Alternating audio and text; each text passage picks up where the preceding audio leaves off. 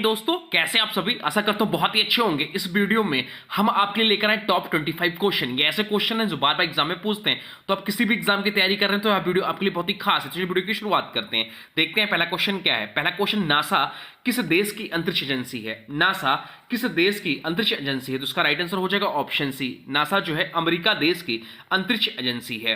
NASA जिसका full form होता है national aeronautics and space administration, या अमेरिका की अंतरिक्ष एजेंसी। इसकी स्थापना जो हुई थी 1958 में हुई थी। और नासा ने अपोलो मिशन के तहत 1969 में नील आर्मस्ट्रांग को चंद्रमा पर भेजा था। ये पहले व्यक्ति थे जो चंद्रमा पर पहले गए थे। चलते हैं अगले क्वेश्चन की ओर। अगले क्वेश्चन की बात करें तो अगला क्वेश्चन आपसे पूछा है, भारत का नियंत्रक एवं महालेखा परीक्षक, जिसे कैग भी बोलते हैं, कितने वर्षों के लिए नियुक्त होते हैं? तो इसका जो राइट आंसर हो जाएगा वो हो जाएगा ऑप्शन सी, 6 वर्ष या 65 वर्ष की आयु तक।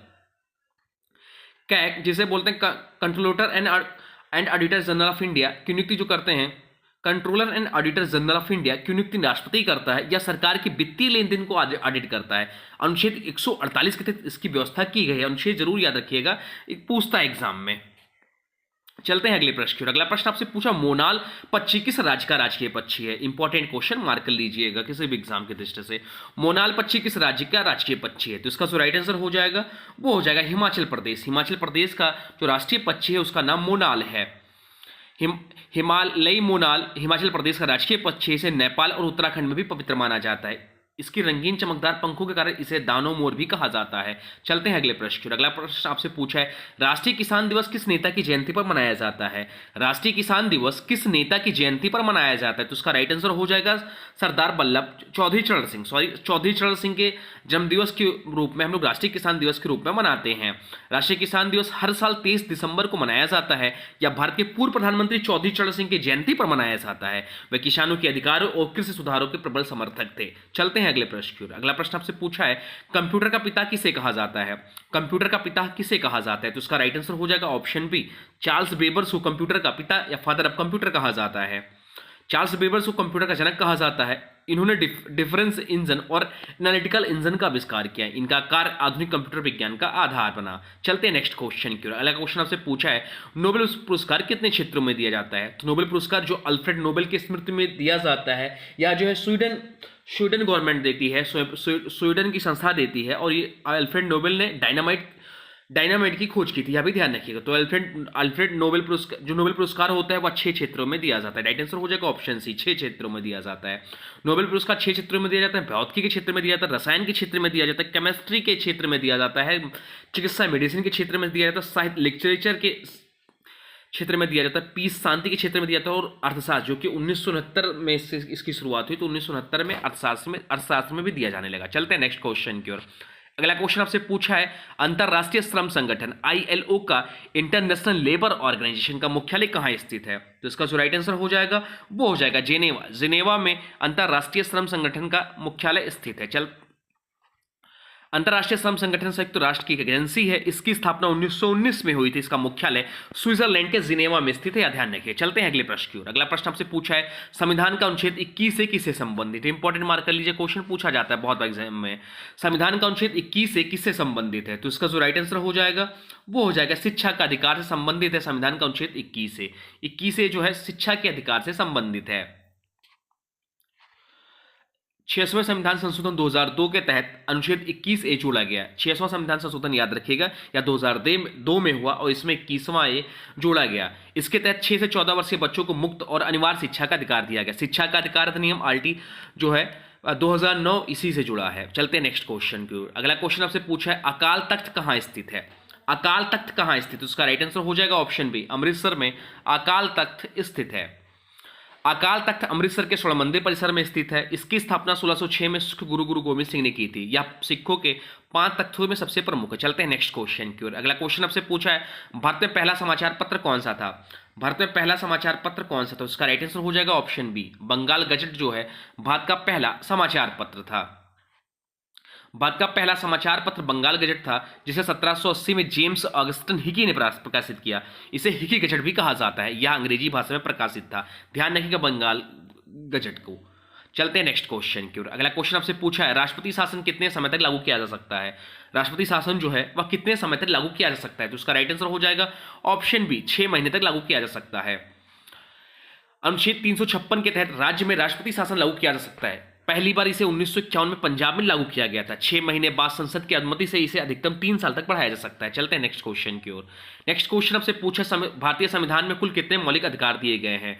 भारतीय संविधान में कुल कितने मौलिक अधिकार दिए गए हैं? तो इसका जो राइट आंसर हो जाएगा वो हो जाएगा ऑप्शन बी, 6 मौलिक अधिकार दिए गए हैं भारतीय संविधान में वर्तमान समय में। मूल रूप से भारतीय संविधान में 7 मौलिक अधिकार थे, लेकिन 44वें संशोधन 1978 के बाद संपत्ति का अधिकार हटा दिया गया। वर्तमान में 6 मौलिक अधिकार है। समता का अधिकार अनुच्छेद 14 से 18 संबंधित है। स्वतंत्रता का अधिकार अनुच्छेद 19 से 22 संबंधित है। शोषण के विरुद्ध अधिकार अनुच्छेद 23 से 24 संबंधित है। धर्म की स्वतंत्रता का अधिकार अनुच्छेद 25 से 28 संबंधित है। संस्कृति और शिक्षा का अधिकार अनुच्छेद 29-30 संबंधित है। संवैधानिक उपचारों का अधिकार अनुच्छेद 32 से संबंधित है। चलते हैं नेक्स्ट क्वेश्चन की ओर। अगला क्वेश्चन आपसे पूछा है, भारत में सबसे लंबा बांध कौन सा है? भारत में सबसे लंबा बांध कौन सा है? तो इसका जो राइट आंसर हो जाएगा वो हो जाएगा हीराकुंड बांध। हीराकुंड बांध जो है भारत का सबसे लंबा बांध है। हीराकुंड बांध जो कि उड़ीसा में है, भारत का सबसे लंबा बांध। इसकी कुल लंबाई 25.8 किलोमीटर है। या महानदी पर स्थित और 1957 में बनकर तैयार हुआ था। तो हीराकुंड बांध बहुत एग्जाम में पूछता है, या उड़ीसा में और या महानदी पर स्थित है। इतना पॉइंट ध्यान रखिएगा। चलते हैं नेक्स्ट क्वेश्चन की ओर। अगला क्वेश्चन आपसे पूछा है, यूनेस्को का मुख्यालय कहाँ स्थित है? एग्जाम में पूछता है क्वेश्चन, यूनेस्को का मुख्यालय कहाँ स्थित है? तो इसका जो राइट आंसर हो जाएगा वो फ्रांस की राजधानी पेरिस में यूनेस्को का मुख्यालय स्थित है। बात करें यूनेस्को का तो इसका फुल फॉर्म होता है United Nation Educational Scientific and Cultural organisation.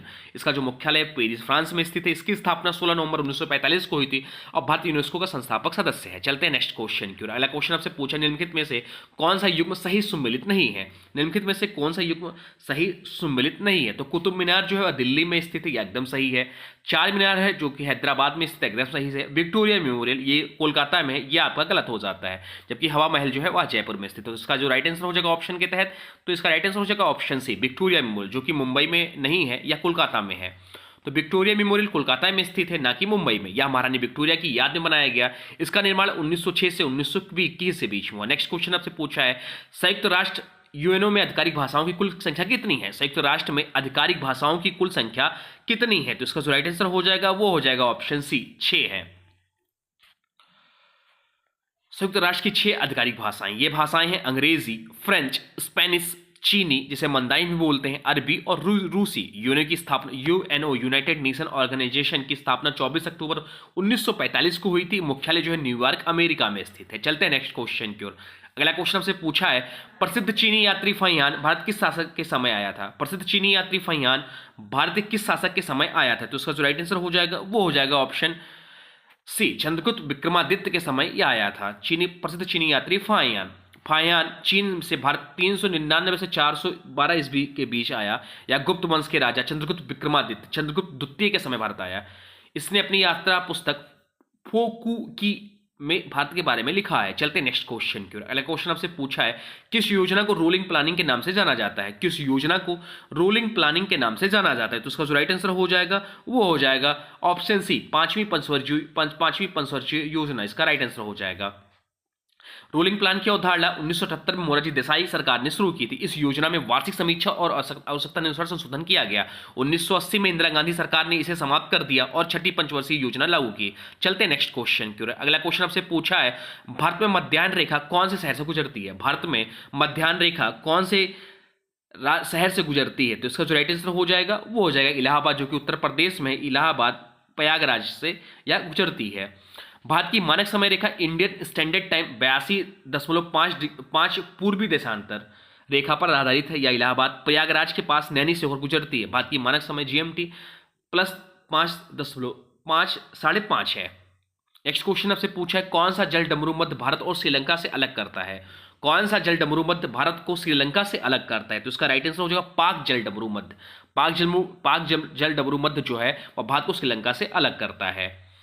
पाक जल डमरू मध्य भारत और श्रीलंका के बीच स्थित है। राम सेतु या एडम्स ब्रिज भी इसी क्षेत्र में स्थित है, या बंगाल की खाड़ी और मन्नार की खाड़ी को जोड़ता है। नेक्स्ट क्वेश्चन आपसे पूछा, निम्नलिखित में से कौन सी नदी प्रायद्वीपीय भारत की सबसे लंबी नदी है? निम्नलिखित में से कौन सी नदी प्रायद्वीपीय भारत में सबसे लंबी नदी है? तो इसका जो राइट आंसर हो जाएगा वो हो जाएगा ऑप्शन है गोदावरी नदी। गोदावरी नदी को दक्षिण गंगा कहा जाता है, या महाराष्ट्र से निकलकर आंध्र प्रदेश और तेलंगाना से बहती है। इसकी कुल लंबाई जो है 1465 किलोमीटर है। यहाँ सब भी ध्यान रखिएगा पॉइंट। चलते हैं नेक्स्ट क्वेश्चन की ओर। अगला क्वेश्चन आपसे पूछा, किस भारतीय शासक ने पहली बार मुद्रा सिक्के पर अपनी खुद की छवि अंकित करवाई? किस भारतीय शासक ने पहली बार मुद्रा या सिक्के पर अपनी खुद की छवि अंकित कराई? तो इसका जो राइट आंसर हो जाएगा वो हो जाएगा राजा कनिष्क। इसका राइट आंसर हो जाएगा। कनिष्क कुषाण वंश का सबसे महान शासक था। उसने पहली बार अपने सिक्कों पर अपनी छवि अंकित करवाई। उसने बौद्ध धर्म को बढ़ावा दिया और चौथी बौद्ध संगीत आयोजित की। चलते नेक्स्ट क्वेश्चन की ओर। अगला क्वेश्चन हमसे पूछा, भारत में राष्ट्रीय खेल दिवस कब मनाया जाता है? भारत में राष्ट्रीय खेल दिवस कब मनाया जाता है? तो इसका जो राइट आंसर हो जाएगा वो हो जाएगा ऑप्शन है 29 अगस्त को भारत में राष्ट्रीय खेल दिवस मनाया जाता है। चलिए आगे जानते हैं क्यों मनाया जाता है। तो राष्ट्रीय खेल दिवस हॉकी के महान खिलाड़ी मेजर ध्यानचंद की जयंती जो कि 29 अगस्त को पड़ता है, इसलिए यह मनाया जाता है। इस दिन भारत सरकार राजीव गांधी खेल रत्न और अर्जुन पुरस्कार प्रदान करती है। ध्यानचंद को हॉकी का जादूगर कहा जाता है। चलते नेक्स्ट क्वेश्चन की ओर। अगला क्वेश्चन आपसे पूछा, किस भारतीय लेखक को पहला ज्ञानपीठ पुरस्कार मिला था? किस भारतीय लेखक को पहला ज्ञानपीठ पुरस्कार मिला था? तो इसका जो राइट आंसर हो जाएगा वो हो जाएगा जी शंकर क्रूप को। जी शंकर क्रूप को पहला ज्ञानपीठ पुरस्कार मिला है। जी शंकर क्रूप को 1965 में पहला ज्ञानपीठ पुरस्कार मिला था। वह मलयालम भाषा के प्रसिद्ध कवि थे। ज्ञानपीठ पुरस्कार भारतीय साहित्य का सबसे प्रतिष्ठित सम्मान है। चलते नेक्स्ट क्वेश्चन की ओर। आज का अंतिम क्वेश्चन है, कौन सा संविधान संशोधन मिनी संविधान के रूप में जाना जाता है? कौन सा संविधान संशोधन मिनी संविधान के रूप में जाना जाता है? तो उसका राइट आंसर हो जाएगा ऑप्शन बी, 42वां संशोधन जो है उसे मिनी संविधान के रूप में जानते हैं।